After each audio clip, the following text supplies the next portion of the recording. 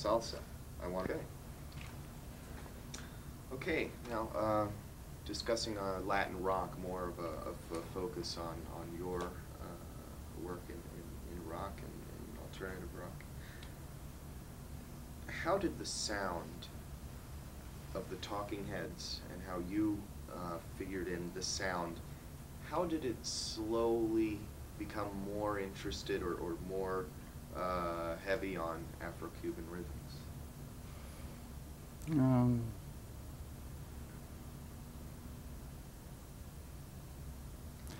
With Talking Heads, we kind of went through this bizarre process of reinventing the wheel, where we kind of would kind of break everything down to nothing and then reinvent ourselves piece by piece as kind of a funk band that had, you know, African rhythms, funk, little bits of Latin rhythms, things in it. And for us to arrive at that, we kind of had to completely break everything down to nothing and then start over again, rather than sounding like another band that was incorporating those kind of rhythms.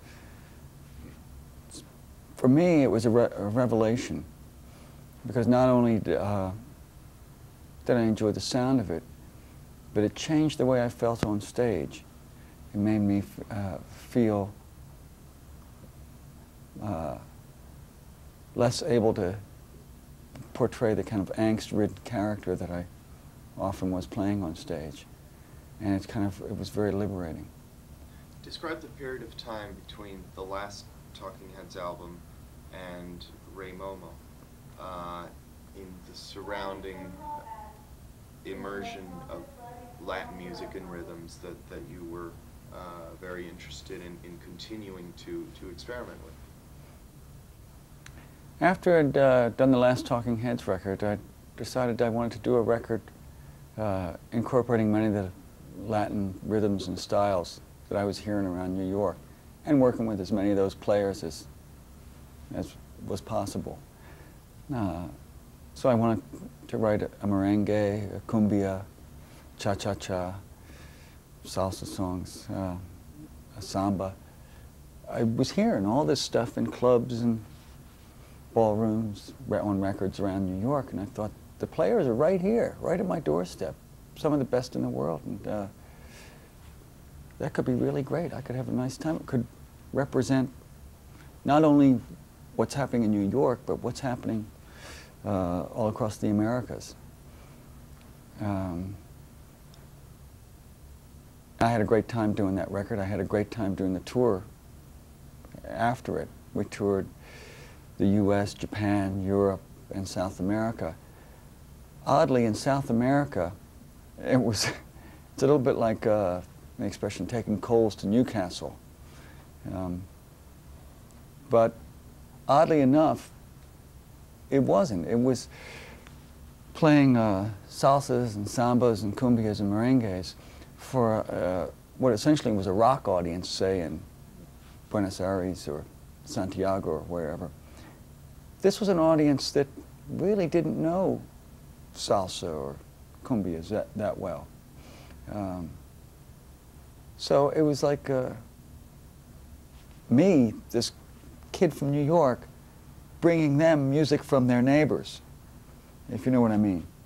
It's a really strange situation to be in. But I think something happened. I think something came of it. I think maybe it inspired some people to look around and create music that has had more unique cultural identity. Tell me about the audience, or from the fans of the Talking Heads, and when you incorporated more of Latin rhythm in your first album. Did you retain your audience from the Talking Heads in the general audience, and did you also add now a whole new field of Hispanics or Latino-loving audiences? Comment on the changes of your audiences in appreciating the music, of which you've gained or lost or incorporated into a more uniform audiences. You know, as far as the audience goes, I'm not sure.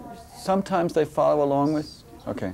Did you follow? Did you want this to happen, or how would you comment on that changing audience? Well, I found out that with Talking Heads and with my own material, that sometimes when I did something new, an audience would follow along with me. Other times, some of the audience would go, "No, we're not going there. We don't like that.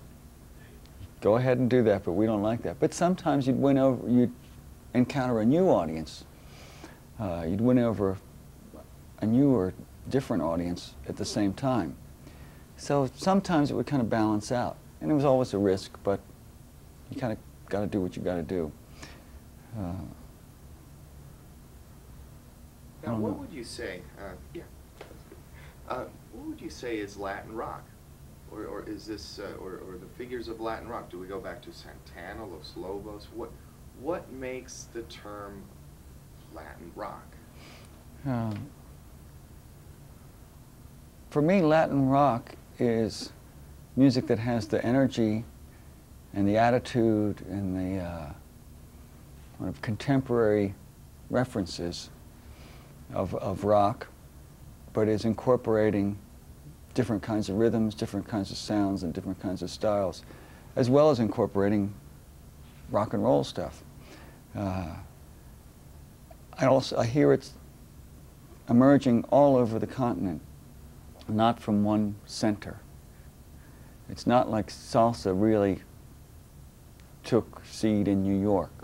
Latin rock is happening in New York, in Florida, in Mexico, in Caracas, in Buenos Aires, all over the place.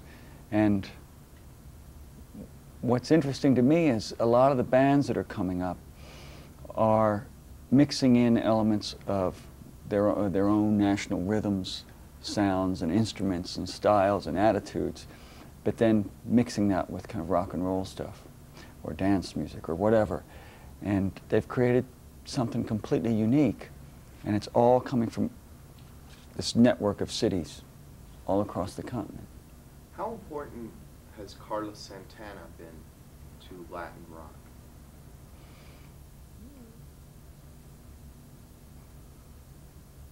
Oddly enough, none of the Latin rock musicians that I've worked with mentioned him at all. He doesn't seem to be a touchstone for them, as far as I know. How about Los Lobos? I think the last few records of Los Lobos have been encouraging for some of the Latin rock musicians in Mexico and Caracas, wherever. The fact that they don't sound like a typical rock record, they don't sound like a typical Latin record either, that they're actually creating something new, which is what these bands are doing in different places. So there's a kind of encouragement that that's happening in Los Angeles as well. And how about the emerging term from Latin rock? We now have rock en español. Groups like Maldita Vecindad that you've worked with as well, and they're figuring into the show. Comment on this new wave and what that audience in the USA is that music is gearing toward, with the music of Maldita Vecindad, Fabulosos Cadillacs, or the whole rock en español scene. Where are we heading? My understanding is that the rock en español scene is very, very different in its origins from the rock and roll where it came from 20, 30 years ago. It's a scene that comes from children, a generation that's aware of American consumer culture, but they're also aware of their own culture in whatever country they live in. They're aware of European culture.